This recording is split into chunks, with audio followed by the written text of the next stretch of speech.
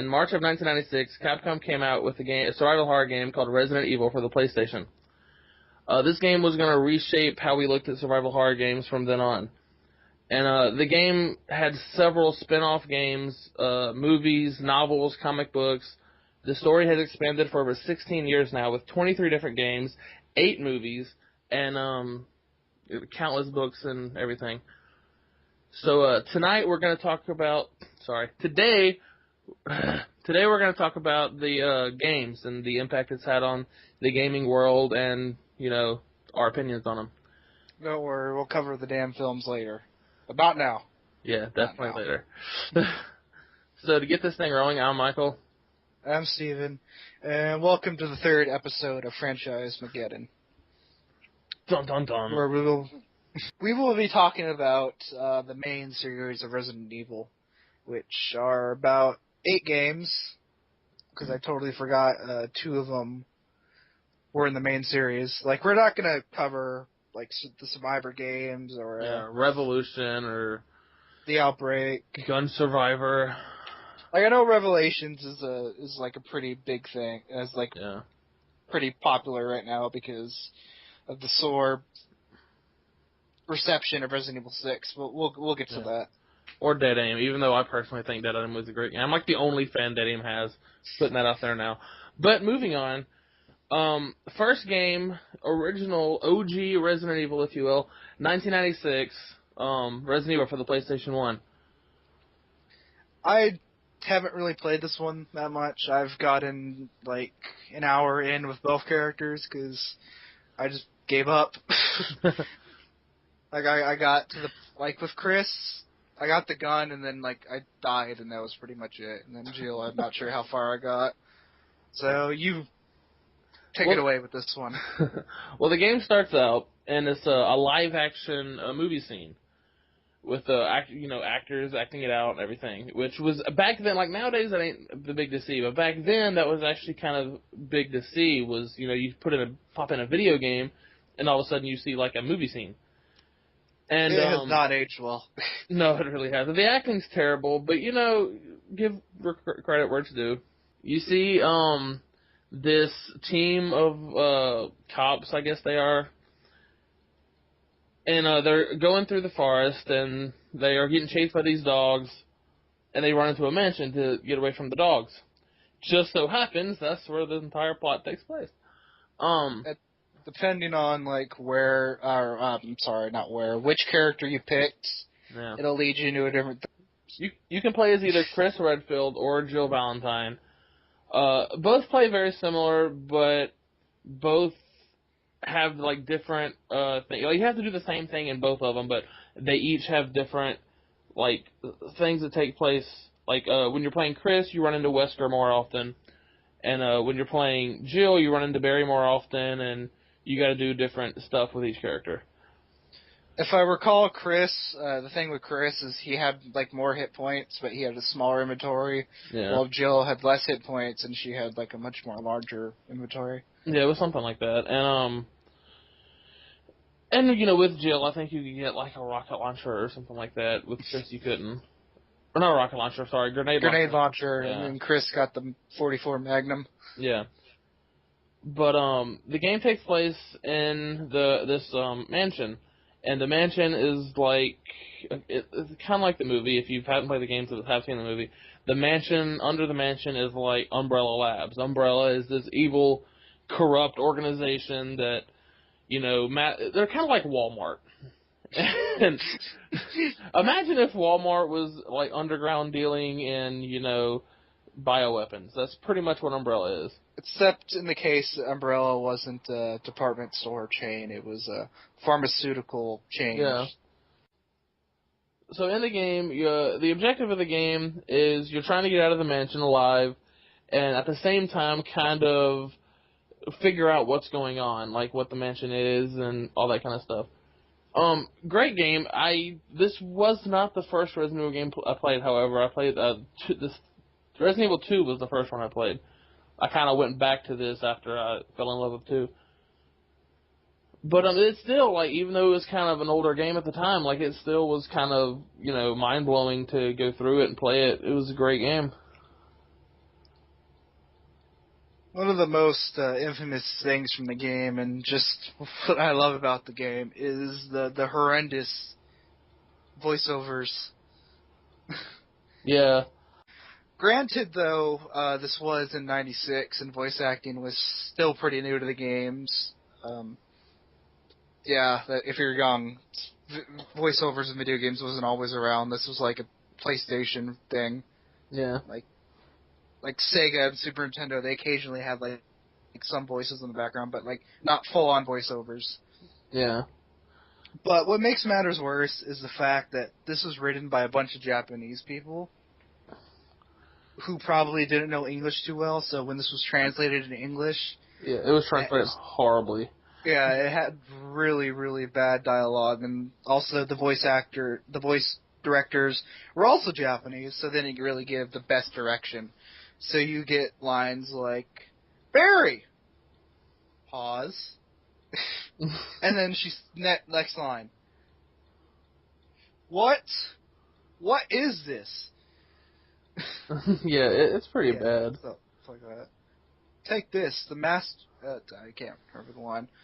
I This, haven't played the game. yeah, it had a lot of cheesy lines. Like at one point, Jill almost gets crushed by this trap ceiling that starts coming down on her, and Barry saves her at the last minute. And, it's just like, that was close. You were almost a Jill sandwich. It was just really, really, not only bad dialogue, but just bad acting as well. Chris, stop! Why are you laughing?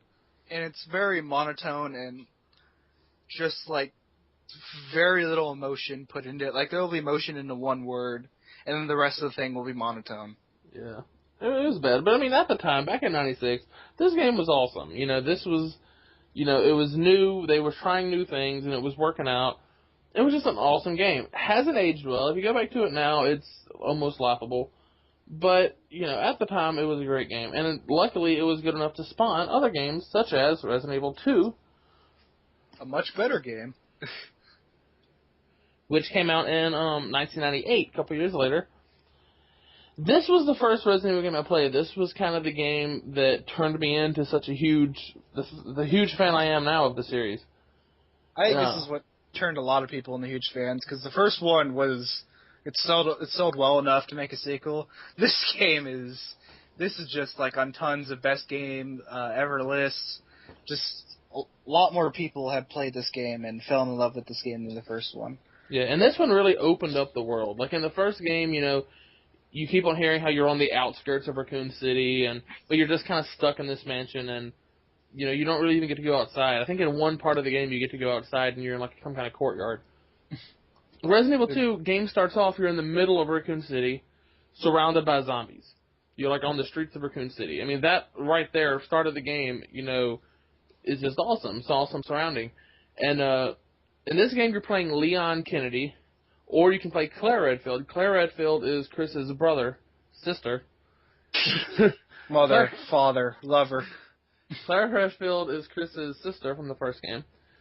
I don't think he don't mention her in the first game, but in this one, she's looking for her brother. She knows he went on some kind of mission and they haven't heard back from him, so she kind of took it into her own hands to come to Raccoon City and find out what's going on. Yeah, this takes like a few months after the first game. Yeah. And in this game, Chris and Jill were cops. So this game, the majority of it takes place in the Raccoon City Police Department. After you escape the streets of Raccoon City, you end up in the police department. And much like the first one, you can choose right off the bat whether you want to play as Leon or Claire. And in this game, though, how it differs is each character has their own disc. And no matter what you do play as both characters eventually. Regardless of which character you choose first, you get to play as both eventually. If you choose Claire first, at the end of that disc, you get to play Leon's campaign pretty much, going through like what he was doing while Claire was doing what she was doing. So that aspect is really cool of it, because like Resident Evil 1, no matter which character you chose, the other character was in the jail cell at the end of it, and that was always kind of stupid to me, because I was like, it's not one story, This game, no matter who you choose first, it's like one story. Other than that, and the fact like you get different weapons, like Leon gets a shotgun, Claire gets a crossbow, Then, like, she gets a grenade launcher, but then Leon gets a super sweet Desert Eagle. Yeah. There's really no difference between the characters other than, like, the model and the voice actors. Like, one doesn't take more damage than the other. One doesn't have more health than the other. Yeah. If I remember correctly, the only real difference is the Leon gets a lighter. And then Claire, you need to find a lighter. Yeah. And then Claire, she's you get very close to this other character named Sherry, which is a little girl whose father was what was his name? William Birkin. William Birkin, who created the G-Virus. And Leon's campaign, you are close to a sub-character named Ada Wong, which her boyfriend, John, was there doing some research or some other, I don't remember. But Spoiler alert, Ada Wong is not as innocent as she seems. She's actually a double agent. You wasn't supposed to say that. We're going to talk about the fourth game. Yeah, no. But, you're in a police Everyone's... station. After the police station, you know, the object of the game is obviously you to escape the city. Which, you know, you do. Of course. And, technically, if I remember this right, it's at the end of 2, don't Raccoon City get destroyed, or is about to get destroyed? Yeah. You know, I can't remember. I haven't played 2 either. I know at the end of 3, it definitely gets destroyed. End of 3, yeah. But I think they acknowledge the fact that it's like bombs are coming to eradicate them. Yeah.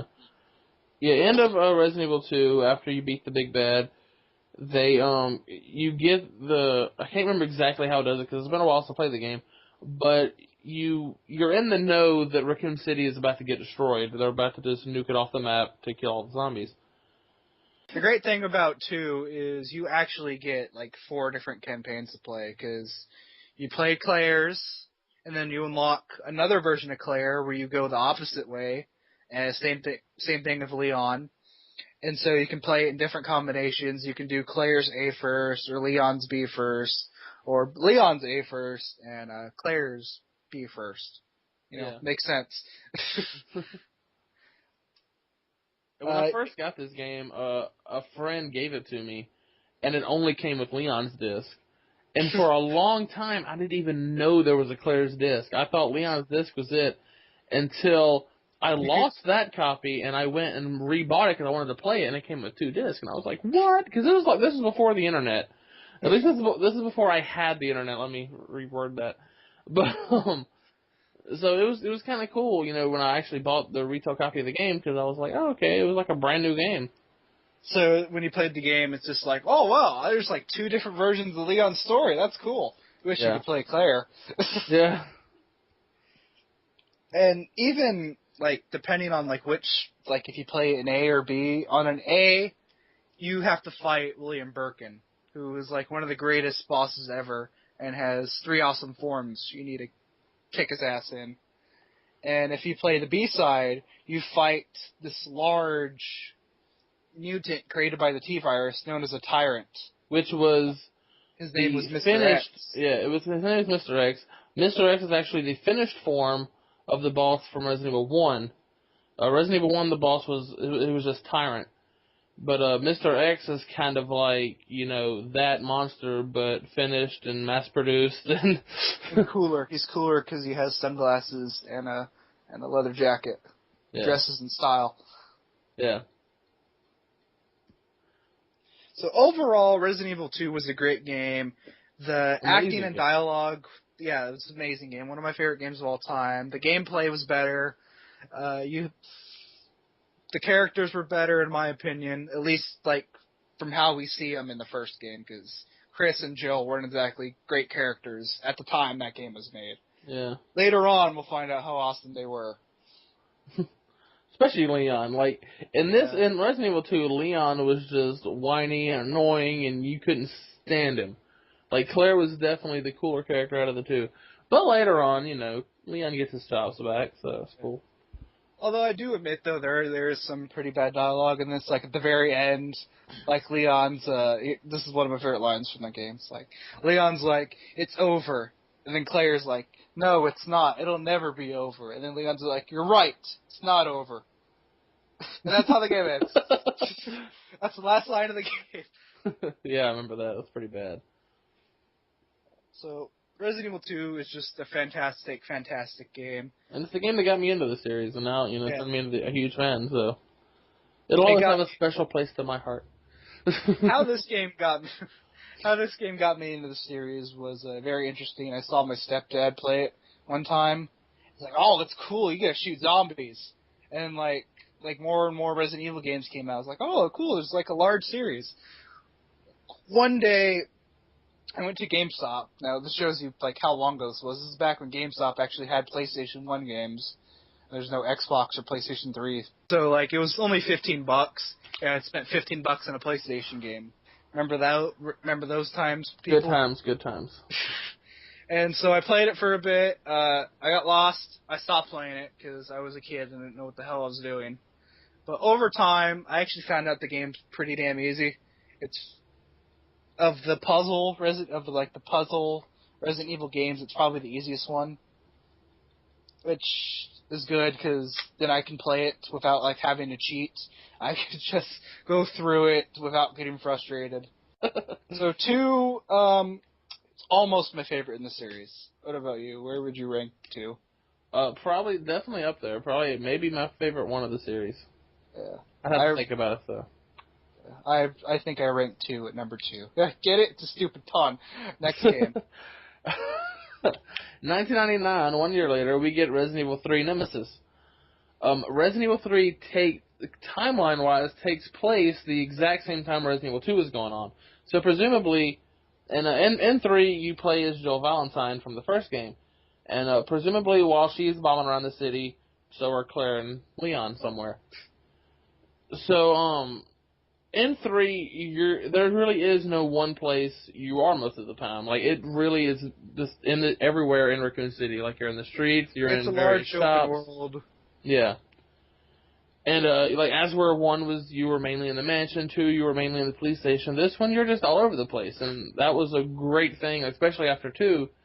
It was really awesome to finally be able to explore all the streets of Raccoon City and, go to the hospital, and you even go back to the police station in one short. To get your damn lockpicks. Yeah, and that's really awesome. And then you go inside, like the depending on what difficulty you are. If you go back in the case, there's like a STARS office in the police station, and if you go to like their gun case, you either pick up another Magnum if you're on easy, or you pick up like a grenade launcher if you're like playing normal. What I find funny about that is you can actually rummage through that police station in the game, and what you get in that little gun area, you either get ammo, or if you missed the shotgun or crossbow earlier, you get that. And all the damn time I wonder, how the hell did they miss like the rocket launcher of Magnum in there? Or if, let's say if Jill got there first, why did she leave behind a shotgun or crossbow or extra ammo? That's always baffled me. Yeah. And this is where I stopped talking about the game, because that's actually as far as I got. I only got to the police station, which takes like about an hour if you're like me and call super slow. yourself a Resident Evil fan. I still have 3. I still have 3 in like my PlayStation 1 section. I can play it anytime. I even have the strategy guide, but I'm just lazy. I have too many damn games. That happens.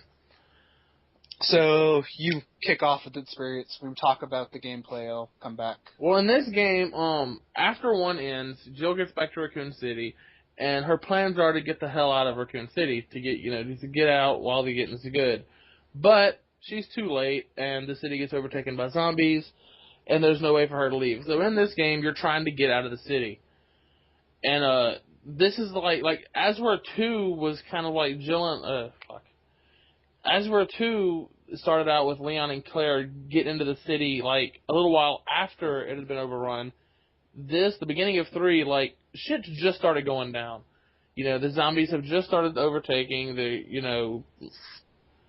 armies there, umbrellas around, Several different, like, umbrella and army people you have to meet up with. Some are good, some are really, really, really, really, really bad. Yeah. And to find out who, you have to play the game. But and then the title character of this game, Nemesis, is he's like a tyrant. He's a lot bigger and scarier and meaner, and his smarter. and smarter. And his sole purpose he has been set out for is to kill all the STARS members.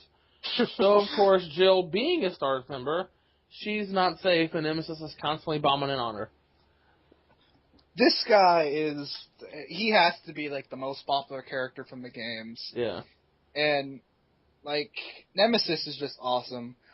And his one line he always says, and it's like the most recognizable line from that game is "Stars," because that's all he says. I think he's like the only tyrant to talk, Yeah. unless like I think there's some talking tyrants in the on-rail Resident Evil shooter games, like Dark Side Chronicles. There's talking tyrants. Yeah. But yeah, it's all this guy says is stars, and it's the scariest shit ever. Especially when this game first came out in '99, like it was terrifying when you heard that. And the way they did Nemesis in this game was awesome. Like games have done it since then, but back then it was like one of the first games I'd played where it did that, where the boss of the game you fought several times throughout the game. Like not just this is his first form, this is the second form. It was the same form. You just fought him over and over and over. And a couple of times they even give you the option. Like, just Nemesis, get the fuck out. Yeah, Nemesis will, like, bust in on you, and it stops the game, and it's like, do you want to fight him or run away? And if you fight him, you kill him, and he's done for that time. If you run away from him, though, he'll literally chase you throughout wherever you are for a little while. Like, one instance of the game, like, where I got this far I was in the police station, I was just walking down the steps, and he just jumps through the damn window.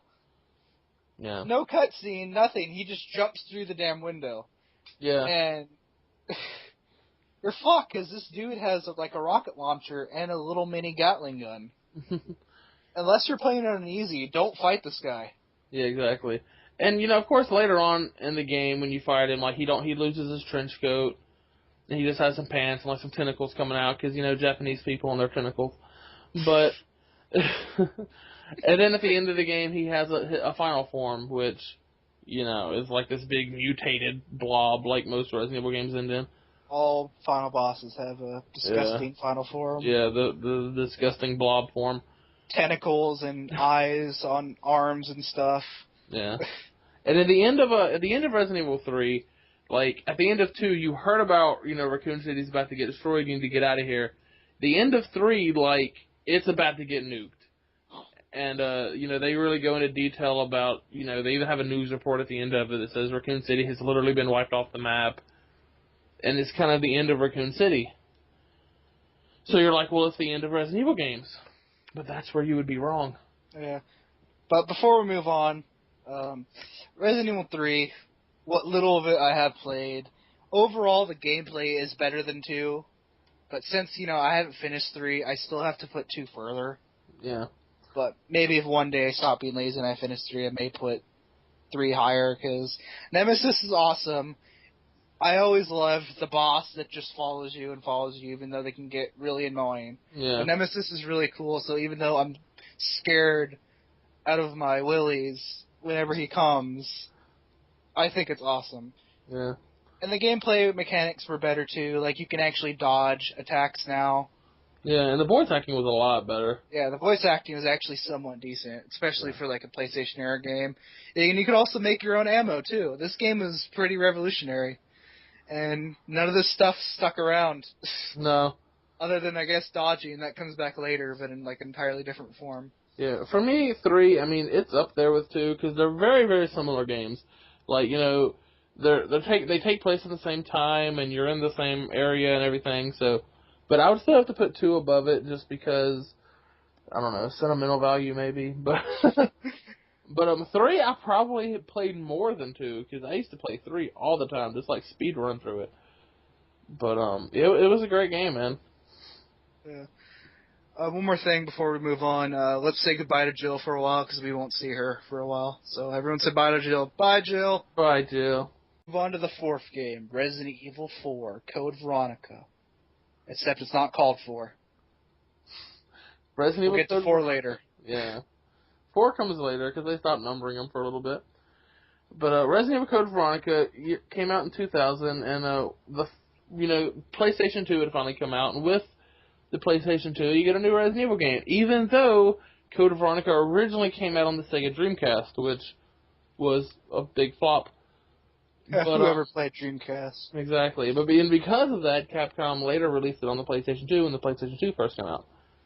And also, fun fact, when you get this game, you get a free demo of Devil May Cry.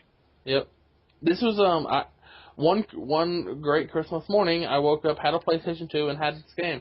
So this game and the demo of Devil May Cry was the only games I had for my PlayStation 2 for a long time. And Don't worry, we'll do the Devil May Cry series also. one day. At this point, Raccoon City's been wiped off the map, like we said. And but this game takes place in Paris, where there's another Umbrella base. And in this game, you start out playing as Claire Redfield, and later on get to play as Chris Redfield. But unlike 1 and 2, you don't get to choose right off. Like, the game, you have to start off as Claire, and later on you switch over to Chris. But this was different. Like, they changed a lot in this one. Not only were the graphics a lot better because it's on PlayStation 2, but the gameplay was a lot of it changed. The graphics were a lot better. The way you moved was smoother. They switched up the controls a little bit, not too much. Where you could, it's not like you had to relearn it or anything, but they just made it a little bit better. And in this game, like we said, you're in Paris. Start out as Claire. In the search for her brother. Yeah. I don't remember why she's searching various umbrella places for her brother. Do you remember, did she fall in leads or something? Or she just assumed that every place where there's umbrella, Chris may be there. I don't really remember. I also did not finish this one. I got any Resident Evil game. I finished the later ones and 2. And 2.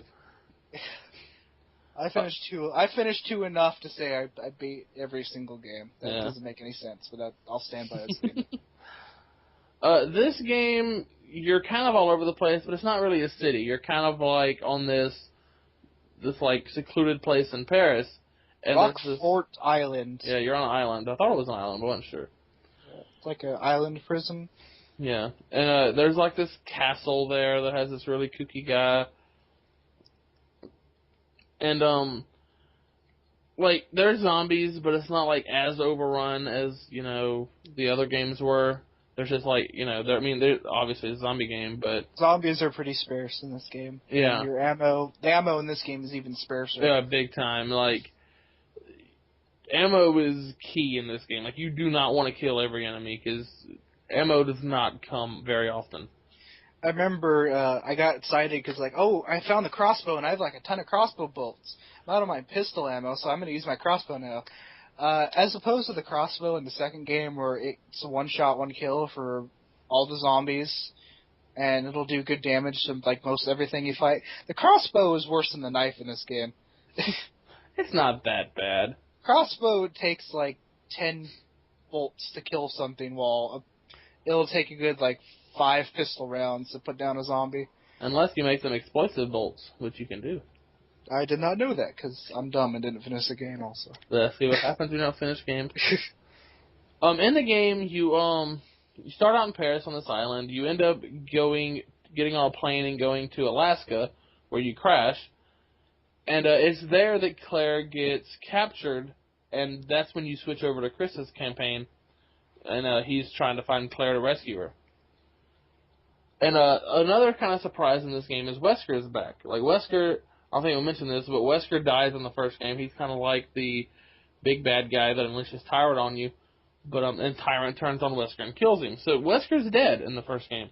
Stabs him through the chest. Yeah. This game he comes back, though, and the way they explain it is Umbrella brought Wesker back to kind of be their henchman, and they pumped him full of all these,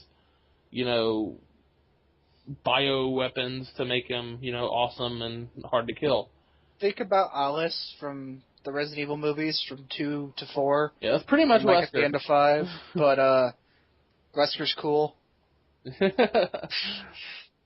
But so that's kind of the big bad in this game. Well, that's Chris's big bad. Claire's big bad was, what was his name? Alexa Ashford. Alexa Ashford, yes. Which kind of, And they kind of her have this psycho thing going. her very kooky brother, Alfred. Yeah. Who's one of the most annoying characters in this game. Yeah, he really is. We'll meet a lot of annoying characters, don't worry. This game also had Steve Burnside, which was a huge, like, fan favorite in the Resident Evil series, who never... He was? Yeah, it was, like, I mean, I don't know, I thought he was kind of annoying, but a lot of people, like, really dug Steve for some reason. I thought he was annoying, too. Yeah, I did too, but, he ended up dying, and whatever, I was kind of glad he was whiny. But, he had a kind of a cool, like, little sub-story going, but, where, like, him and his parents were slaves for Umbrella, and his dad turned into a zombie, and he had to kill him. Boo-hoo, he's not important. Not really, but Code Veronica was really awesome, and, you know, really kind of, you know, it was the first Resident Evil game that really changed that much, like, the gameplay and everything of it. Like, until then, like, 1, 2, and 3 was kind of, I mean, they were different, but you played them exactly the same, and everything, you did everything the same. Like, Code Veronica, it's a long time before you get to a chest. So, for a long time in the game, whatever you carry, you just better make sure you have room, because you're not getting to a chest for a while. So, what little bit I played, I was really frustrated, so I can't really have an opinion on this game. That would be unfair. Yeah. So, what'd you think of it, overall? Storyline-wise, it was really dark. Like, not that the other Resident Evil wasn't dark, but this one just, I don't know, they put a lot of thought into, like, the actual story of it. Like, not just, oh, zombies are overrunning, we gotta get out of here.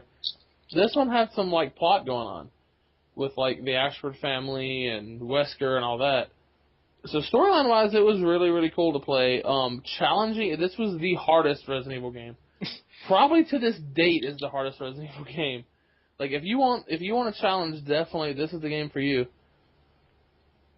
And there was new enemies in this one that was really hard. Like, this game is an awesome game, great game, but it's really a pain in the ass to beat. Yeah, I gave up on it. I gave up on this game 3 times. I rented this, like, oh, Resident Evil. It's like the second game. Claire's in it. Yeah. I played it. I got to this thing where, like, I couldn't go forward because I had, like, metal stuff, and it was like a metal detector. So I was like, I'm going to play the Devil May Cry demo again. I rented it again. Gave up at the same area. I bought it. Gave up around the time I died at the first boss. Because I had no ammo. I had no ammo. I was in danger. And I just had like 70 crossbow bolts left. So I was like, I'm going to go get Getaway Black Monday. Which I traded that one too. I don't remember what I got off of that. But I kept that game. So it must have been awesome. Yeah.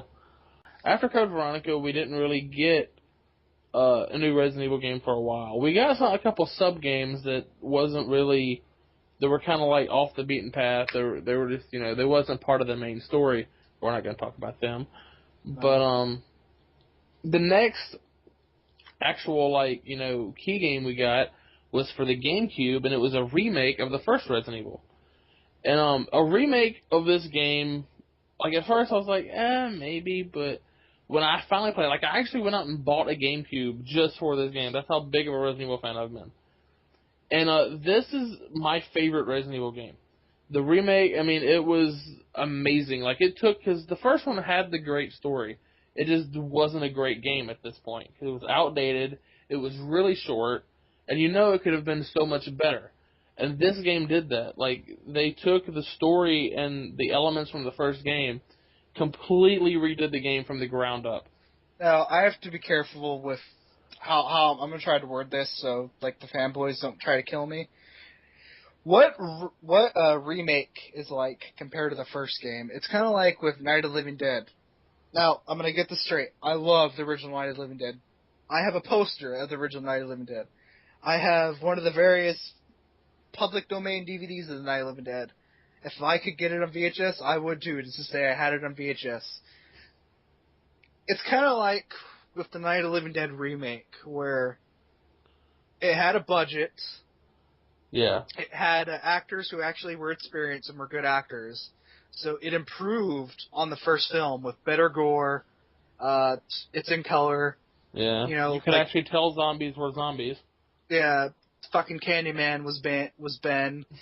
Better ending too, and Yeah. better characters. The characters were better written. Now, like I said, I love the original Night of the Living Dead. I just like the remake a little bit better. Please don't hurt me.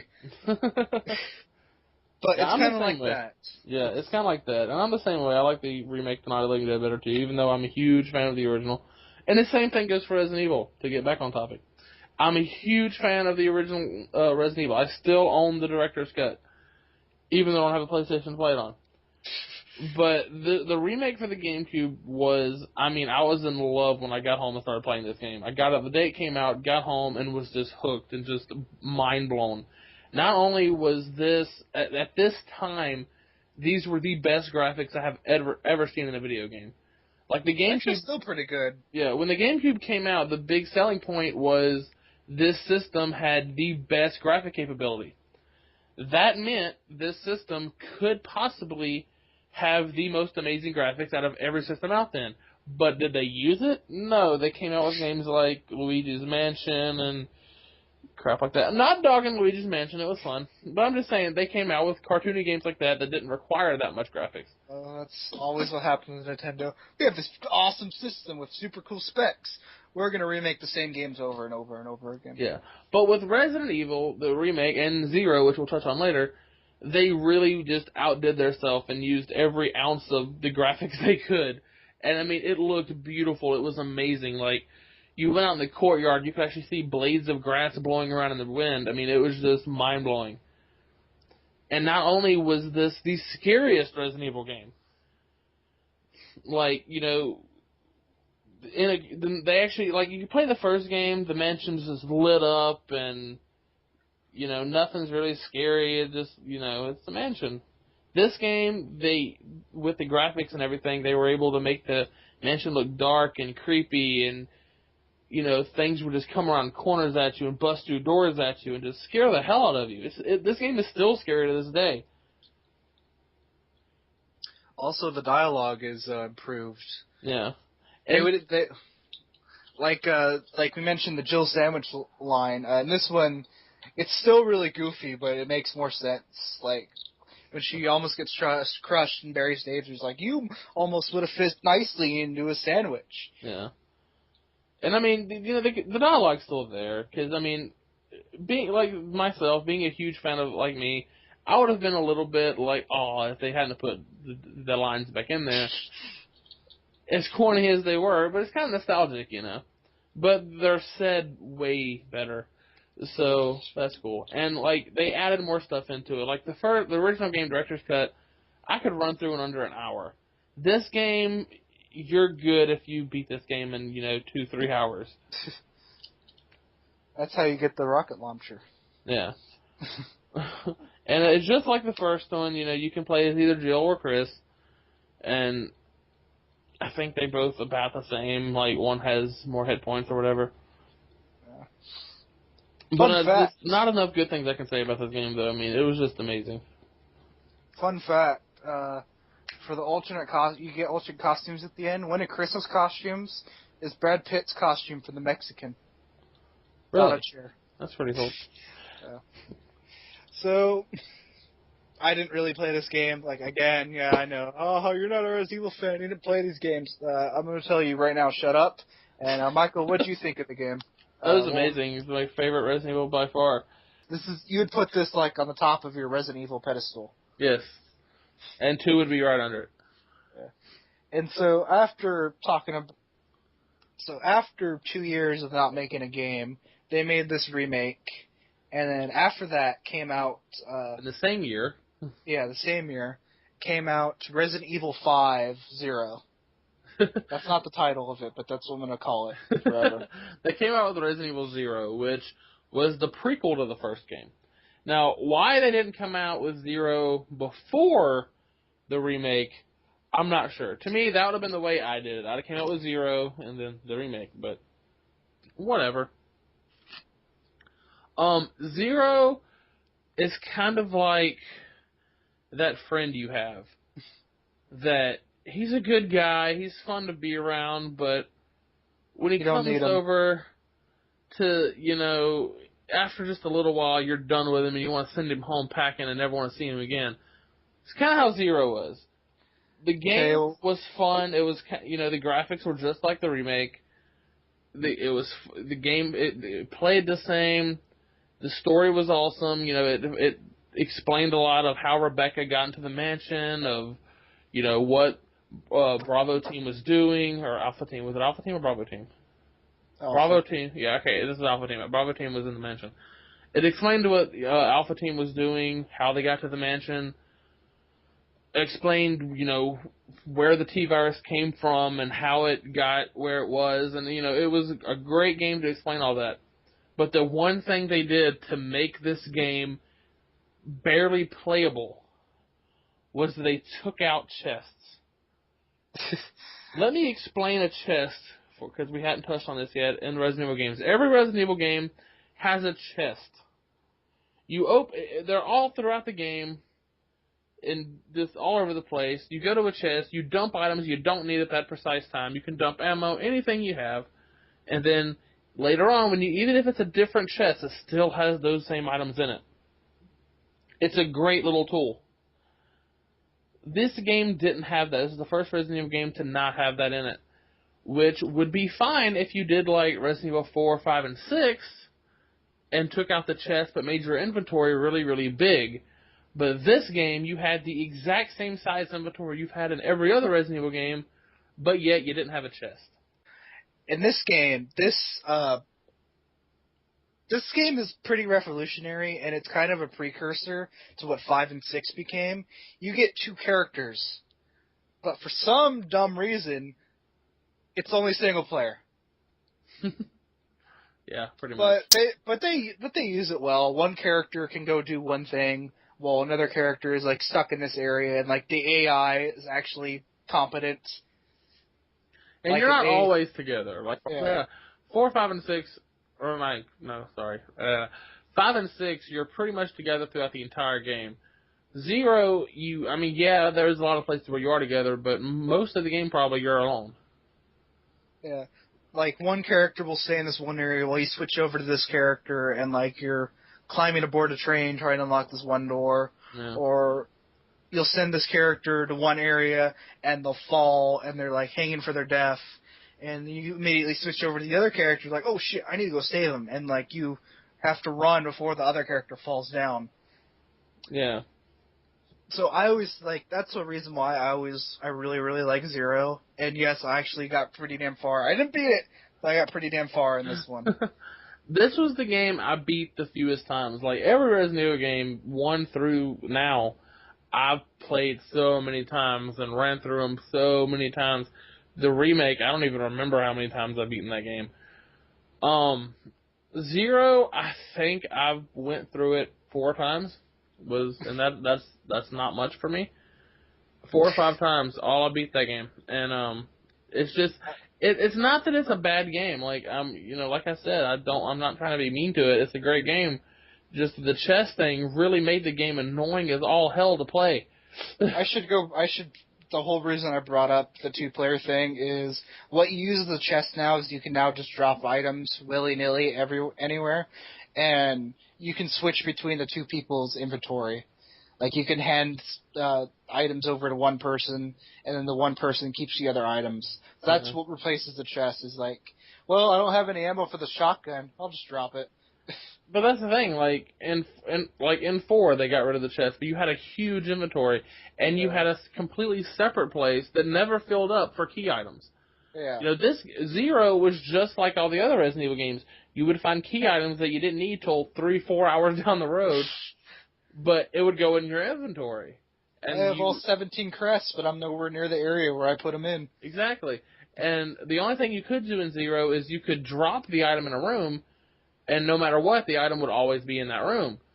But when you're way far in the game, and all of a sudden, oh, I need the hook shot. Well, where did I leave the hook shot? Oh, I left it way the hell back here, and now I have to run all the way back through all this crap to get it, and then come all the way back. The game was so annoying when it came to stuff like that. That's the only part of the game that made me just not like it.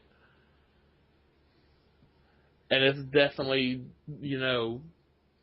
I hate to say it, but this would be my least favorite of all the Resident Evil games just because of that. Oh. Wait, I actually have to think about that. Yeah, I feel the same way. I really, really love the whole co-op aspect. I thought the story was really good. I liked how they explained things. Like we could have gone forever, like not having things explained, but it was cool that we did. Yeah. And it was a fun When you play Resident experience. Evil 1, you have a story, you have a backstory of why Rebecca's But there and what started this virus and everything. it also had some pretty cool enemies too, like the main like it's still the T virus, but I guess it's like a proto T virus, and it's like these slugs things. Yeah. They would like take over a body, and like this person would be filled with slugs. And I thought those enemies were really cool. Yeah, and a lot of people, that's what they didn't like about the game. They were like, oh, well, I hated all the slugs, because they're in a lot of the game. Not just that enemies, but the slugs, period, are in a ton of the game. Which, yeah, they kind of did over-push the fact that the slugs are what transmitted the disease. But, I don't know, it didn't bother me. Like, I was fine with that. Just, Yeah, I thought they were really chests. cool. Like, why did they pick out this? Like, I just want to go to Capcom and be like, who had the bright idea here to do this? Did they get fired? No, I mean... But anyway, I could go on about this for a while. Also, this game had Billy, which, like, Michael was telling me how Steve's a big fan favorite, and, like, I didn't get it. I get why Billy's a big fan favorite. I would like to see Billy come back in a game. Billy Cohen. I want to know. Yeah, I want to know what the hell he's been up to. At the end of the game. Cohen and Rebecca Chambers. I don't think we've explained that that's who you play in this game. You play as Rebecca Chambers, and then you switch periodically between her and Billy Cohen. Billy Cohen is a fugitive in custody on this train. The train wrecks. He breaks free and kind of sticks around. He was a former, I think he was a former U.S. Army Ranger. Yeah. So he was a bona fide badass. Yeah, and his story is they got him and his squad got sent to this where they thought there was going to be these bad guys. I don't remember what they did, but they were bad guys, and they were supposed to capture them or kill them or whatever. And they got there, and somebody gave them the wrong coordinates, and it was like this town of innocent people. But because they had almost died getting to this town, his squad mates just murdered all the women, children, everything, and he didn't. But he was it was pretty much his word against everybody else's, so he got sent to jail and blamed for it. Action cliche number 127. Yeah, pretty much. Main character gets blamed for something he didn't do. Yeah. I.e. the Running Man. But at the end of the game, none of this game takes place in the mansion. When the game was first coming out and I heard it was a prequel, I thought maybe it would. I thought maybe, the second act of the game, you would be in the mansion again. That's funny. There is a mansion in this game, but just a different mansion. Yeah, it's a different mansion. There's 2 mansions in the Arklay Mountains. But at the end of the game, you kill the big boss, and Rebecca and Billy go up on this ledge, and one of her teammates from Alpha, I can't remember which one, but one of them radios was like, hey, we found this mansion, we're going to go check it out, meet us there.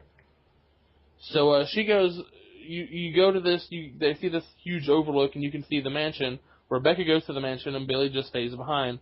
And till now, we have no idea what happened to Billy. He's never been in another Resident Evil game. And with the past few games bringing characters back, I kind of hope in Resident Evil 7 or the next Resident Evil game, we just get a cameo from Billy. Just something. Yeah. I want to know what he's been up to. Is he in Hawaii just drinking Mai Tais? Did he join the army? And they're like, oh, you're rejoining? Weren't you a fugitive? Oh, whatever. Welcome back, Billy. I want to know what he's been up to. Yeah. And, kind of like after Code Veronica, after Resident Evil 0, we didn't really get a Resident Evil game for a while. We got games like Dead Aim and Outbreak and Outbreak 2 on the PlayStation 2. I love the Outbreak games. I'm one of the few people who admit this, but I think the Outbreak games are awesome. I'm indifferent about the Outbreak games mainly because I never got the chance to play them online. I think if I got to play them online, it would have made my opinion completely different. But playing them single player, they were kind of lame. Capcom, I hope you hear this podcast and you re-released Outbreak games for PlayStation 4 or Xbox 3, the one. Xbox Arcade and PlayStation Network. I mean, come on. Yeah, and so we could play them online. That would be awesome. People would buy it. I know I would. If I would it's definitely fucking buy $20, I would buy it. it. No more than that, though. That's pushing it. Charge me 30. I'll just play 1 and 2 in my PlayStation. So, like, as I was making a joke about how, like, I was calling Code Veronica 4, or no, I was calling, it's Code Veronica 4 and 05. Sometime around, like, the 2000s, they started, like, trying to make Resident Evil 4, but nothing sticks. Devil May Cry was originally going to be 4, and then they just added, like, jumping and demon powers and swords and hacking and slashing and dual-wielding guns. Devil May Cry is awesome. I love Devil May Cry. I love the first one. Yeah. So Devil May Cry became 4. Then, like, they were like, okay, we can't figure out 4, so they made Code Veronica. And then later 0 in the remake to hold people over for 4. And I remember seeing this one demo where, like, I guess Leon's a paranormal investigator. Instead of zombies, you're fighting, like, ghosts and stuff. And it looked really scary. You're, like, in a very dark castle, Renaissance castle type environment. Mm-hmm. But that all changed. And finally, in 2005, we got the finished product. We finally got Resident Evil 4 for the GameCube. And, completely changed everything you know about Resident Evil.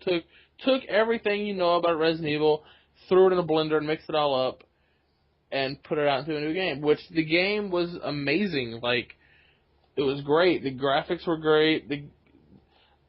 Kind of controversial the way they changed the camera and the controlling. Definitely took some getting used to, but I still liked it. This was the beginning of the third-person over-the-shooter style, like, shooting games. Yeah. Like, Gears... Did I get that wrong? You said over-the-shooter.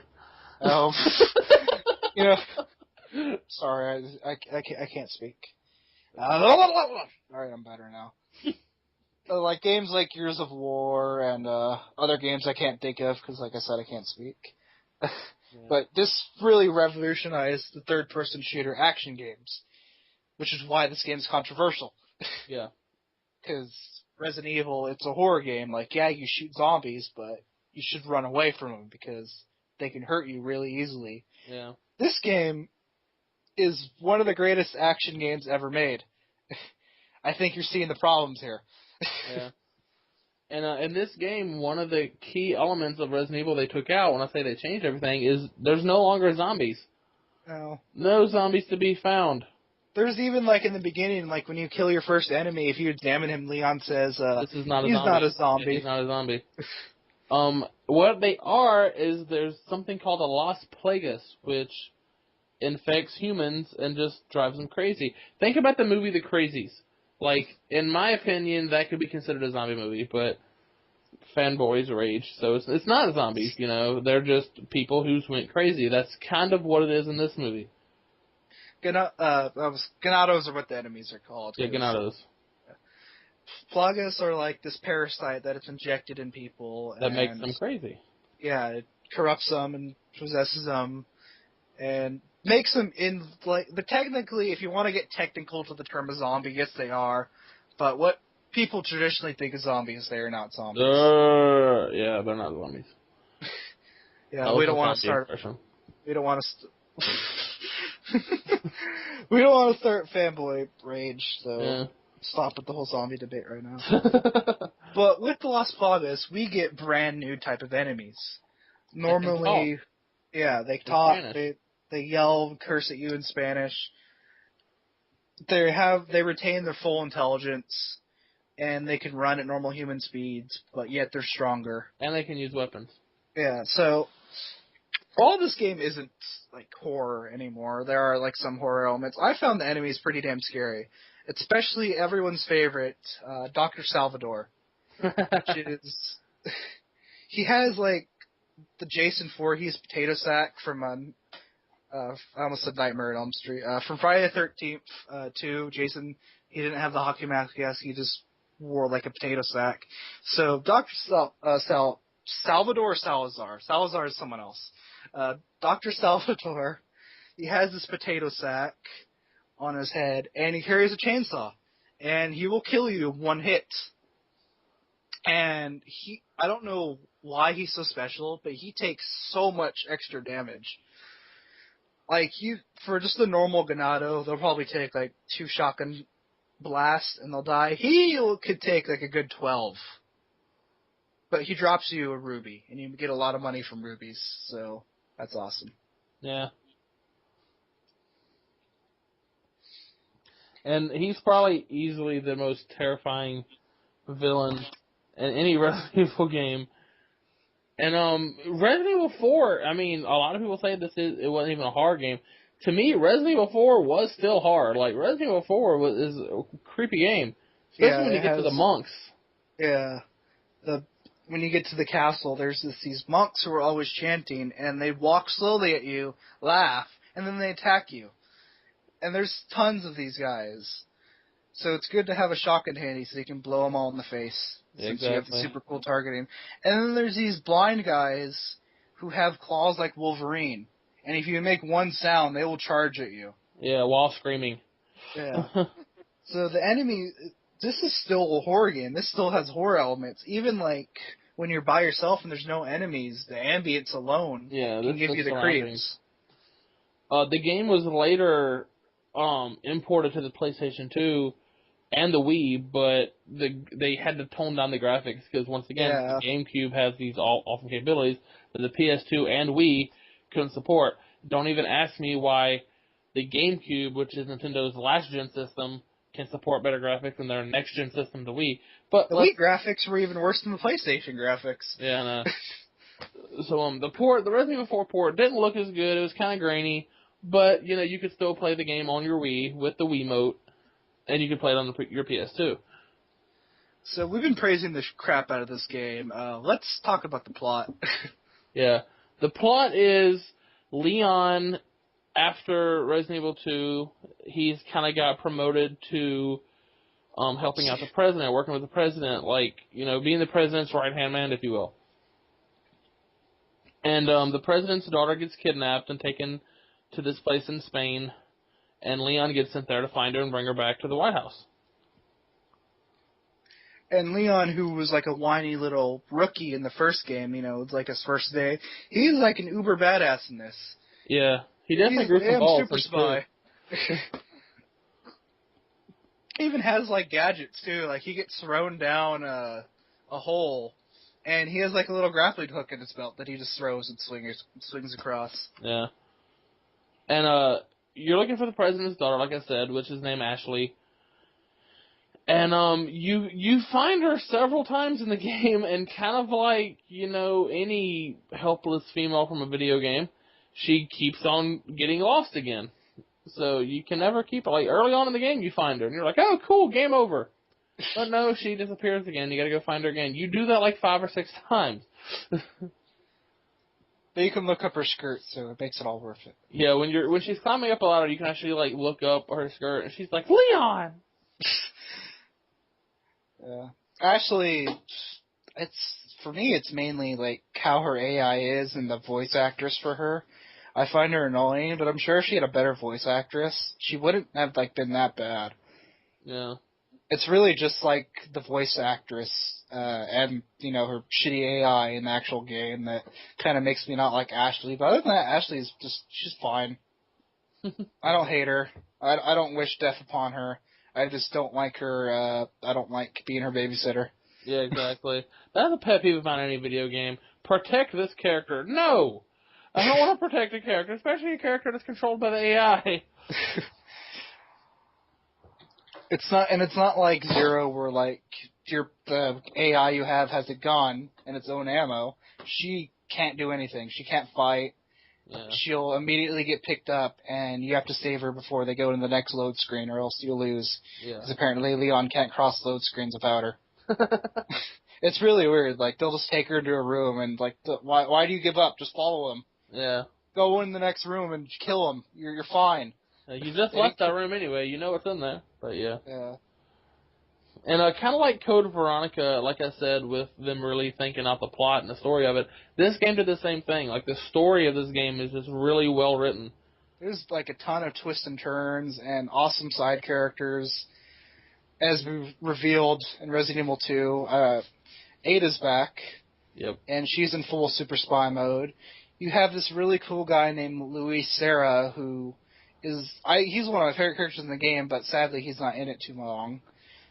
You have the mayor, I can't pronounce his first name, which is sad because I'm Mexican. His name is Mendez, and he's this big, hulking, just terrifying looking guy. He has like this false eye that he can later use to open a door. And a pretty awesome goatee. Yeah, it's like a Duck Dynasty goatee. That's how long it is. And like when you fight, and he just like throws Leon around like nothing. Sadly though, he doesn't last too long either. You kind of beat him like in the first part of the game. You kick like a gas canister on him, and you fire it, and Leon says like "Hasta la gata, mother," and shoots the bullet because apparently this is a PG-13 game. If the bullet muffles the damn F word like Die Hard 4. And I mean, at one point in this game, you're actually in a little boat fighting this giant mutant like whale of a fish, and I mean, it's awesome. Like the boss fights, each boss fight is different, and just I don't know. They spent a lot of time. Like the time it took for this game to finally come out, it was well worth it when you actually played the game. And in my opinion, the coolest enemy in this game, Michael, we've talked about this before, Michael kind of disagrees with me, but there is this guy who, he used to be Leon's partner, but he turned to the dark side and Umbrella offered him a lot of money. Umbrella's mentioned like twice in this game. They're not really the focus at all. Yeah, which as a huge Resident Evil fan, taking away zombies is one thing. Taking away Umbrella was a little bit heartbreaking while playing this game. Yeah. Like, this guy who I'm building up to be awesome, like, he says, like, oh, if only Umbrella... Like, he says something about Umbrella, and Leon's like, Umbrella? And that's, like, the end of the cutscene, then they fight again. Yeah. This man's name, who I've just been pumping up, is Jack Krauser. I love Jack Krauser. He doesn't come into the game till, like, the last, like, half of the... Like, not even the last half, like, he's in one cutscene, and then he doesn't come back till, like, the third chapter of the game. Where you have this awesome, this is back when QuickTime events were still cool and brand new. You have, like, this awesome knife fight. And I really hate to admit this because I love Leon as a character, but I would purposely miss the button combinations just to see Leon die in these gory ways by Krauser. Yeah, and then the scene, it would have been awesome to watch if you hadn't have had to watch out for what buttons to mash. QuickTime events, this was the first game I ever played with QuickTime events, and I didn't like it. And to this day, I hate QuickTime events in games. Yeah. But Krauser, as a character, Krauser was really awesome. As the game goes, he was the most annoying enemy to fight, and you had to fight him multiple times. So I can't stand Krauser because of that reason. He was infected with like a superior Las Plagas virus, and so he has like a mutated arm that can turn into like a shield or like a long sword, and he will just kick your ass. Like he can even take a rocket launcher. Yeah. But the villains really, for me, like made the game awesome. Like I talked up Jack Krauser. There's this little shit named Salazar, or not? Yeah, Salazar. And like short jokes. Yeah, he's like some kind of he's like a prince or something. But I don't know. They don't explain exactly what he is. But he's like the main guy when like in chapter 2. Like he's like the main like bad guy, and he's like a 7-year-old kid. But he's only 20 years old. That's my terrible Salazar impression. I'm never doing that again. Okay, good. Yeah, but this little shit is awesome. Yeah. And the main villain, Sandler, who is dressed up like a high priestess. Yeah. And he has... I don't really know how to describe Sandler without like giving away too much, but he's an evil dude. He has a really pretty evil plan too. Yeah. What a terrible description about him. Just play the game. He's awesome. But the twists and turns this game takes, like at one point, they even like capture Leon, because Leon gets captured a couple times in this game, and they actually capture him and like inject him with Las Plagas. So like the remainder of the game, like Leon's slowly but surely like turning into one of these things. So and you don't get it out till like the very end of the game. Obviously, he ain't got a turn. I mean, it's a hero. Spoiler alert. But that's just like it was just a kind of a cool like it's never been seen like you never have the characters in that much harm in the other Resident Evil games. This game like Leon's about to be a zombie, so it was kind of cool to see. So just really, despite the fact it becoming like more action oriented, like you can even buy and upgrade weapons in this game. Yeah. Like you can get you'll kill enemies and they'll drop monies. And, you can sell rubies and jewels and gems. From the merchant, which is my favorite sub-character in this game. It's just this Irish. There's just this Australian guy who's in Spain, and he always follows you around. And, sometimes he'll have shops. Sometimes he'll just be standing in the middle of a safe area. And if you kill him, you can kill him. But if you kill him, he will never show back up in that area. Yeah. And you go to another area, and he's perfectly fine. And Stranger! Yeah, he has some awesome lines. What are you buying? Stranger, now that's a weapon. I'll buy it at a high price. Yeah. You can hear our terrible impressions, but yeah. He was an awesome character though, and the game is just awesome. Like I said, from being a hardcore Resident Evil fan, when I heard about all the stuff they were changing and you wasn't gonna have Umbrella, you wasn't gonna have zombies, you wasn't gonna have this, that, a lot of the horror aspects were being taken away. It was kind of heartbreaking. I was just like, oh, this game's going to suck. But the game was still really, really good despite all that. Yeah, it sucked to not have all that in the game, but the game was still great and really well made. And, it didn't turn me away from Resident Evil in any way. Yeah, I love it. This is my favorite Resident Evil game. I'm going to go ahead and say it. And I love this game on two different levels. I love it as the perfect melt. I love it as, it works with the horror and the action. Yeah, the gameplay's action, but it's still very scary. It has plenty of horror elements. It's very, very dark.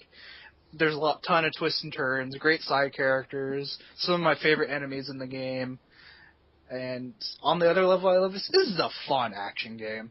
I play this game a lot. It's just fun shooting things in this with your super powerful weapons.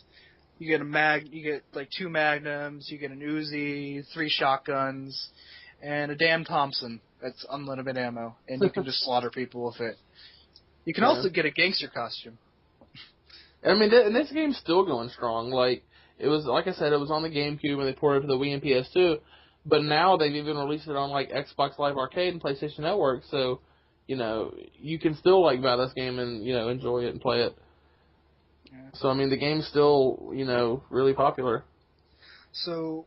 Yep, Resident Evil 4 is fantastic.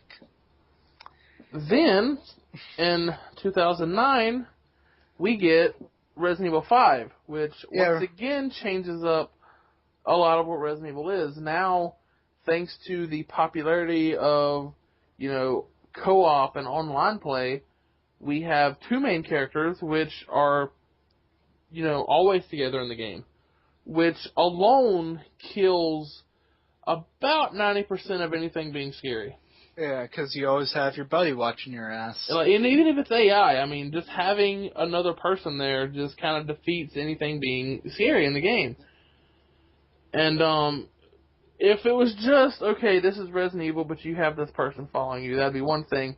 But now this is Resident Evil, and the entire game is geared for co-op. Yeah. The entire game requires 2 people to get through it. There's really no point of playing this game on single player. This game was designed for 2.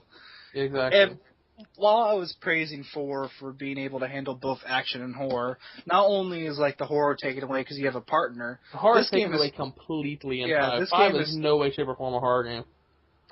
The beginning, the first level of the game is pretty damn scary. It's creepy, it's unnerving, but after the first chapter, I would say, because there's 7 chapters in this game. Yeah. Really the scares go away, and the only time the scares for me come back is when you fight this giant tiki man. And that's yeah. Whenever I hear that, I always piss my pants. Not literally though, because I would never play the game if it had that effect on me. But the story of the game is you play Chris Redfield. He's back. And he's got so much buffer between Code Veronica and this. And you get a new character in this game called Sheva, who, even though the game takes place in Africa, is not African. But, Yeah, she has like a British accent. Like she is like yeah, African. she's black. She has like a British Yeah, accent. she's black with a British accent in Africa. Yeah. So, put that together in your head. I don't know. You can, cause she's like from like she's not. If she was like from South Africa, I would shut up. But she's like from some village from Africa. Yeah. And she just has like a perfect like British accent. Like you meet another side character in this, Josh Stone. He has an African accent. Yeah. So it ain't just that Capcom don't know how to do a British African accent. They do. But Sheva's just, I don't know, she's not African. Capcom's just overall terrible at making black people. Apparently. But, I guess no black people live in Japan. They're just a mystery to them. I guess. I watch like, oh hey, they're Boys in the Hood. There's black people in here. Let's make all of our black people like this. Bad guy in the game is once again Wesker. He's back again. And he's got a partner. A lady in the bird mask. Oh, yeah. You get 5 guesses to guess who it is. We'll come back to the lady in a bit. The lady in the bird mask.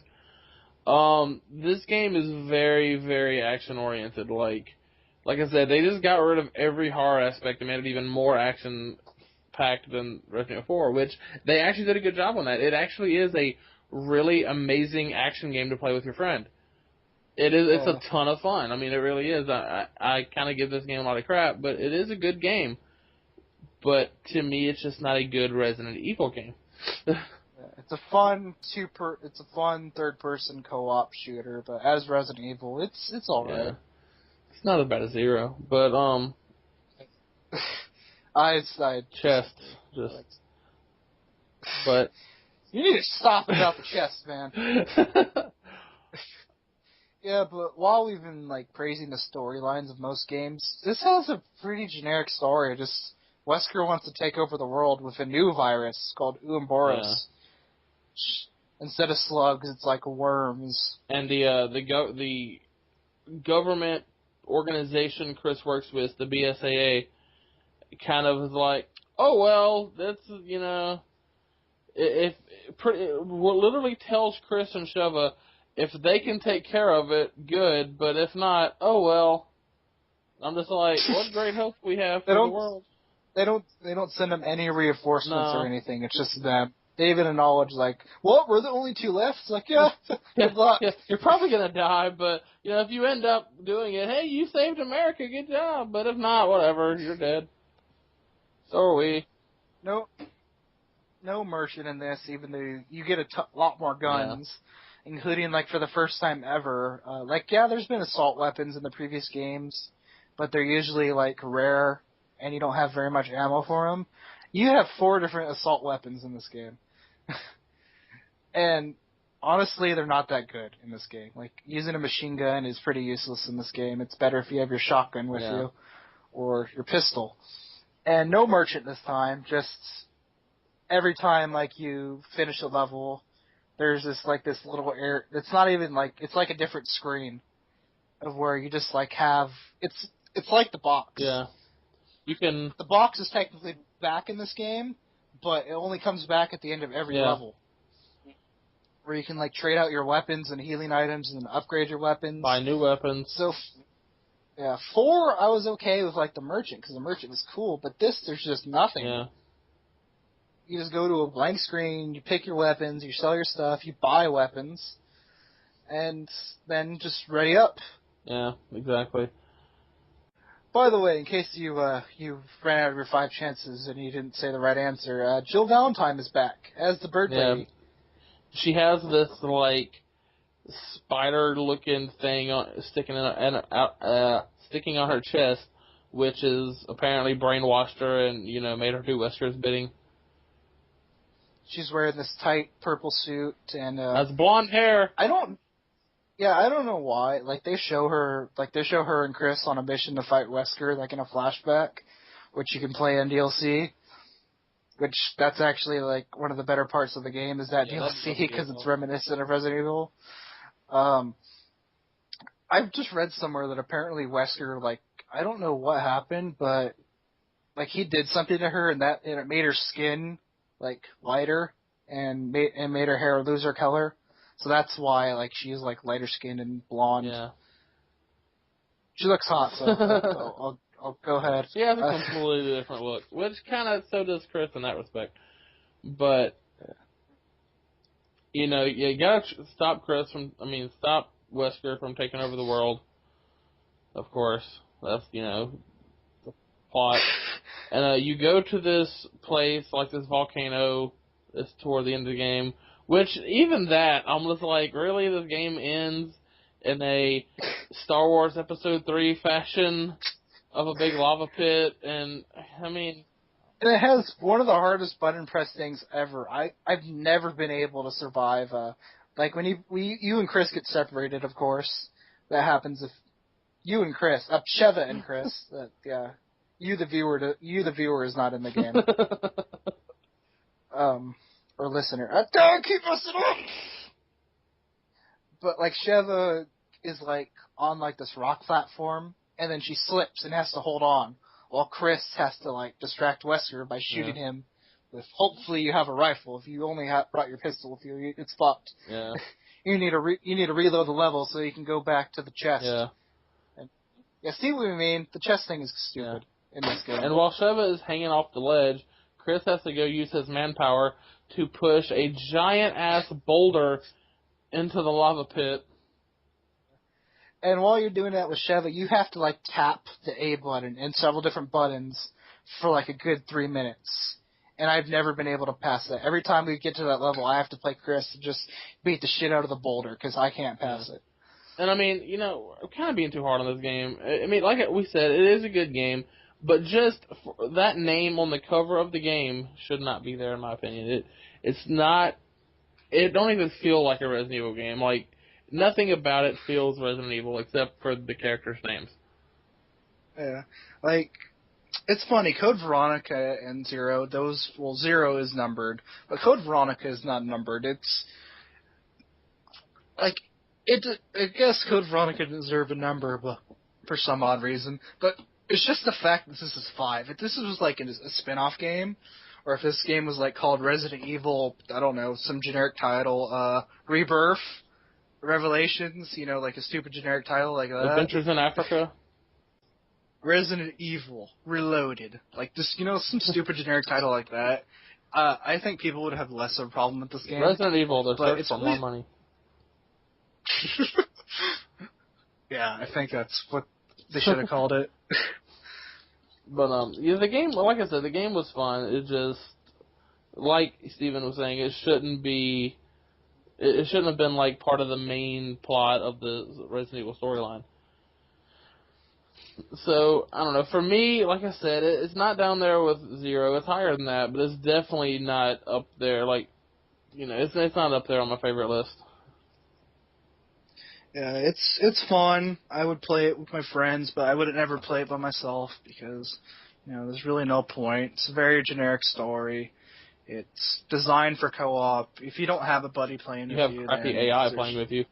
Yeah, that you have to make it use like a tougher weapon. Like it'll always use a pistol unless you like switch it to be aggressive, and then it'll just eat up all of its main ammo. Yeah, most people don't even know that. I found that out by accident. I knew that. Yeah.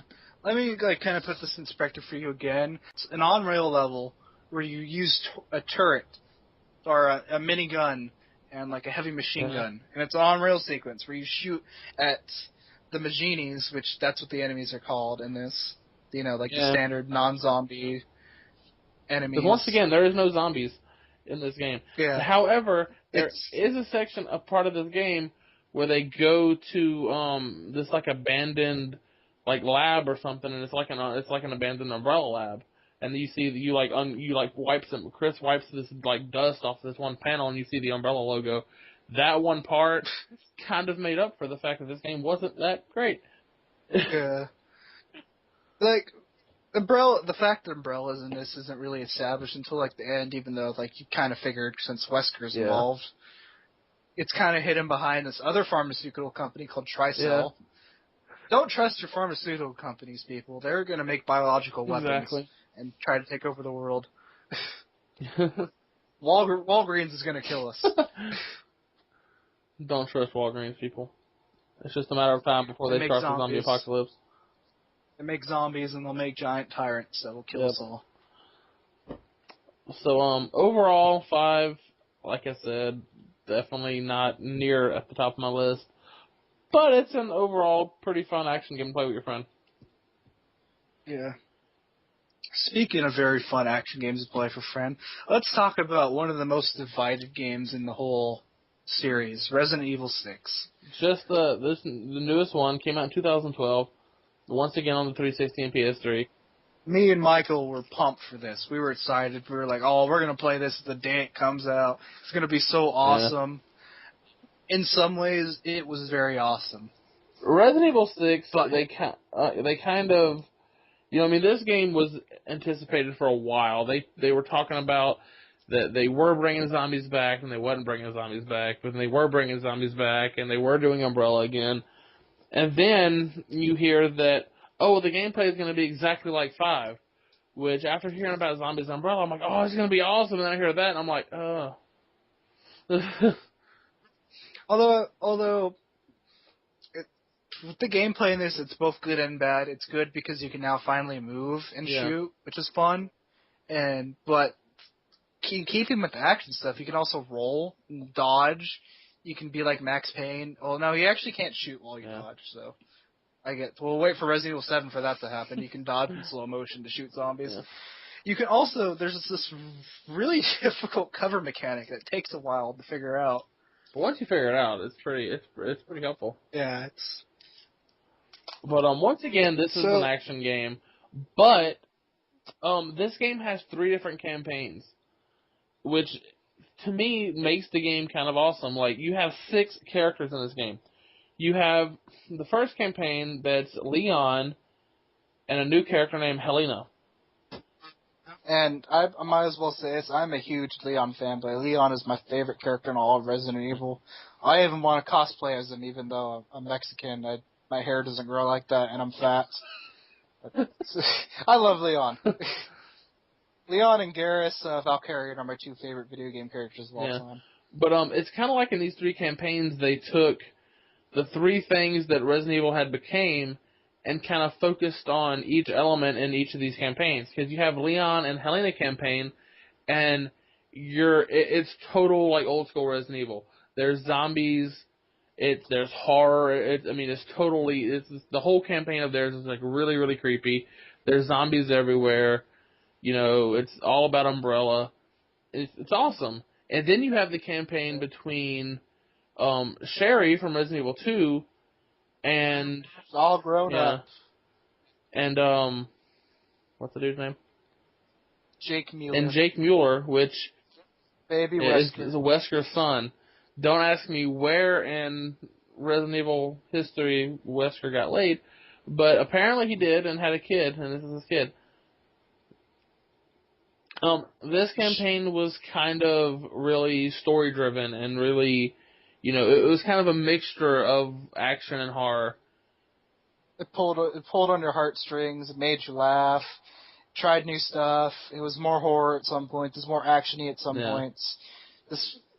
I think this is the one that they wanted to sell. Like, out of all 3 scenarios or campaigns, what have you, this is the one that like they put their most hard work into. And then the final campaign is Chris Redfield and his partner in the army. What's his name? Piers Navarro, I think is his last name. No, Navarro is a Mexican name. It starts with an N. It's something. I know his first name is Piers. Piers something. And this game is like, this campaign is full on Call of Duty Resident Evil. Like, it's all about machine guns and warfare and explosives, and there's no horror whatsoever. It's non-stop action. Yeah. Although surprisingly, like the last chapter, you kind of pulls in your heartstrings a bit. I kind of felt. I don't want to. Like, this is a newer game, so I kind of don't want to spoil it. But something happens at the end that I just felt really bad for one of the characters because it's the character I played, and so when it happened, I was just like, oh, I liked it. Yeah. I wanted him to be in more games. I kind of hinted at the spoiler, but I didn't say exactly what happened. So, ha. The 3 campaigns are kind of going on at the exact same time, and they tie into each other every now and then. And one of the cool things about this game is each campaign, there's a level where the 2 main characters of the campaign are playing, and there's also the 2 characters from another campaign are there. And if you're playing online, like 2 people can actually join in 2 other people's games and, like, you know, help them out or whatever. So that was kind of a cool, like, feature they added. But if you're like this guy and he put it on private most of the time, you didn't exactly experience. Okay, my first playthrough of the game, I didn't want random people messing up my Resident Evil experience. I had to make him like put it on public just so we can check out the whole crossplay thing. And we finally did, and it wasn't that special. But no, you can't even communicate with the people. You're like, hey, go do this. They're like in their own little world. So, you know, it wasn't perfected, but it was still kind of cool. So, overall, this was like 5. This is a total Hollywood blockbuster movie. Like Michael Bay made, good Michael Bay made this. Like The Rock and Bad Boys, Michael Bay made this movie. Yeah. Except there's really like no like shots of helicopters or anything, but like explosions. Yeah. Running away from explosions. Exactly. I loved this game. Like, Resident Evil 6, to me, yeah. I mean, it is kind of up there on the list. Like, to me, this kind of redeemed them from, you know, Resident Evil 5. This deserves to have the Resident Evil logo slapped on the cover. This is a very fun game. It's very, very fun, especially if you have your friend playing with it. Like, even if you don't like the game, it's still fun. It's still fun to play with your friend. And unlike 5, I mean, you actually can. It's not advised, but you can play this by yourself. It's not as co-op oriented, and the AI is a lot better. Like 5, AI Sheva was just terrible, but this one AI is not that bad. And but if you do have a friend, I mean, this is like just tons of fun to play with your friend.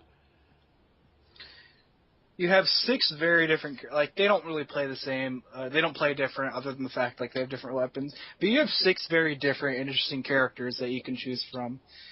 And they all have a chance to shine and do something badass. Exactly. And each campaign, like I've said, like, you get one character from Resident Evil history, and then one brand new character that's new to the series. So that was kind of cool. You get 3 old characters and 3 new characters, so... Let's talk about the enemies. The enemies in this are kind of weird, though. Yeah. Like, you do get to fight zombies, although they kind of lied. You don't fight zombies a whole lot. I think you just do it in Leon's. Yeah, I think it's just in Leon and Helen's campaign. Yeah, you fight zombies at the beginning, and then at the end. I think Chris, you get to fight some zombies. Well, in this game, they kind of, like, spoiler alert if you haven't played it, but in this game, they kind of restart the zombie apocalypse in China. Yeah, they... and it's an awesome sequence. Yeah, it is. Yeah. This game is full of, like, action-y and, like, big shot moments, but they still manage to have a lot of horror elements in it. And the storyline's awesome. Like, you have this huge story that all 6 characters are in, and it all ties in together. And, you know, it's not as generic as 5. 5 was just like, you know, copy and paste storyline. And this one was a lot better. They really did well on this one and redeemed themselves. My really only complaints about the story is that you really don't get a feel of who the villain is. Yeah. Like, for Chris and Piers, you kind of think it's Ada, but then they show it's not really Ada. It's like, I guess, a body double or a clone. Yeah. And then that turns out she wasn't bad. And then in Leon's campaign, it's just some, like, corporate guy who becomes a giant T-Rex at the end. And then Jake and Sherry's, they don't even have, like, a big bad. They fight Bane. Like, they fight Bane. Like, their equivalent of, like, Nemesis in this game is this giant guy with a Bane mask and, like, a large claw for a hand. Yeah. He's very just... It is kind of reminiscent of Nemesis because he don't really talk, and he just kind of bombs it on you to try to kill you every now and then. And like, the little action, like, QTE events in this are actually pretty thrilling with him because like you have to like start this drilling machine to like hit him with it, and like every time like you hit him with it, he just keeps getting back up and up, or like he's chasing you and you're trying to get through these doors using like you have to open a door with a valve, and you just have to hurry and hurry and hurry while your partner's looking at the door and looking at him break through the break through the door to get to you. Yeah. So he is pretty damn annoying. You fight him like way too much to the point like, God, can we just kill him already? But some of the sequences he's in are like they bring terror. Yeah. And if you're a huge Resident Evil freak like me, there's this one scene in this game that will just make the fanboy in you come out. Yeah. And the scene that everyone's been waiting for. You finally get a confrontation between Chris Redfield and Leon Kennedy, like face to face, up in each other's face, and it's amazing. Like that is easily probably the best cutscene in this game. Yeah. I wish they had more scenes together though. They just had that one, and then like Chris talks to you like through the rest of the game. Yeah. Like there's this very cool moment like when you're playing Leon and Helene and you're going to China, and then Chris calls you. He's like, Leon, where are you? He's like, oh, we're going to China. And then Chris was like, hey, get the hell out of there! And then if you play it through Chris's side, you see why Chris is so damn scared about you going there. But I mean, this game, like I said, it's not as co-op as 5 was, but the few parts of it that are like really, really co-op driven, they're fun. Like it's fun co-op, and like these awesome things you get to do. Like one person will be in this building trying to like get the stuff, and you're like in this building across the way sniping things that gets in his way. So this is really cool stuff like that. It's really fun to play. So the game definitely is more action-oriented. Like I said, you can dodge, and like the melee has been significantly improved to the point to where like you can actually go up and kick them like without stunning them. There's a melee button, and like you can chain combos. And Leon can hold 2 guns, which that's another reason why I love playing Leon, because you would just pull out another pistol. Yeah. And just blow him away. So, overall, where do you put Resident Evil 6?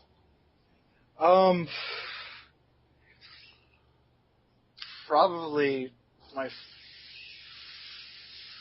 I'll say 3rd, because like I've stated several times, I haven't finished most of these games, so fanboys go ahead and hate me, I'm sorry. I will still call myself a huge Resident Evil fan, but I've yet to beat the first 3rd. Code Veronica and 0. Yeah. So. Leave me alone! Well, for somebody who has played and beaten every Resident Evil game, well, every of the main Resident Evil games, I would say Resident Evil 6 is definitely in my top 5. And, I don't know, I'd have to think for a minute to give you an exact list, but Remake is number 1, and 2 would probably be number 2, and 6 would probably be in there somewhere. Probably 4 or 5. But, I mean, yeah, it's a really fun game. And after 5, I mean, if this game came out after 4, I may have not loved it as much. But coming out after 5, I needed Resident Evil to come back in a big bad way like this, and it did. Yeah. 6, if we played 6 like right after 4, it'd be like, whoa, why is Resident Evil like a damn like John Woo Michael Bay movie? But after 5, we were already used to the action, and like this game brought back the horror in like the very, very unscary Resident Evil 5. Like I actually got scared a few times. Yeah, I remember the first time we played, we started up the Leon and Helena campaign, and I can't remember what it was, but there was something like busted out, and it was just like scared the crap out of me. And instead of being like, "Whoa, that scared me," I was like, "Oh, that's awesome! It scared me." 5 sucked, but yeah, I mean, 6, it was great. 5 sucked, but we loved it. It's a love-hate relationship me and 5 have. And there's talk and rumors going around of a Resident Evil 7. Some are saying we're not going to get a Resident Evil 7 for several years.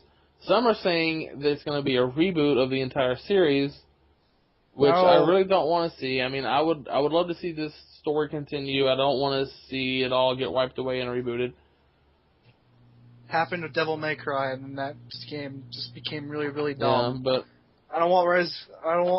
the dumbest I want Resident Evil to be was 5. Yeah. It needs to all be improved off of 5. It don't need to go worse than 5. Well, with 6 being I don't know how big of a success 6 was. I'm sure it did make quite a few amount of money. But with like Revelations was a DS game, and that was like a highly, highly, highly praised game, so much to the point that it was ported onto the main consoles, and then that console port sold really well. I don't see them like rebooting the series because obviously there's still money to milk off of this cow.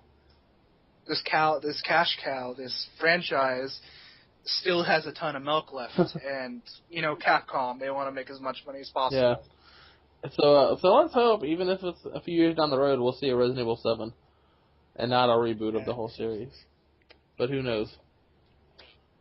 I want to see Jill and Leon team up. I don't know why, but that would just be cool. So there you have it. There was the Resident Evil series up to date. Since we didn't have much to complain about, this was, as you can tell, we had a bit of rougher time doing this because we hadn't played the games in a while.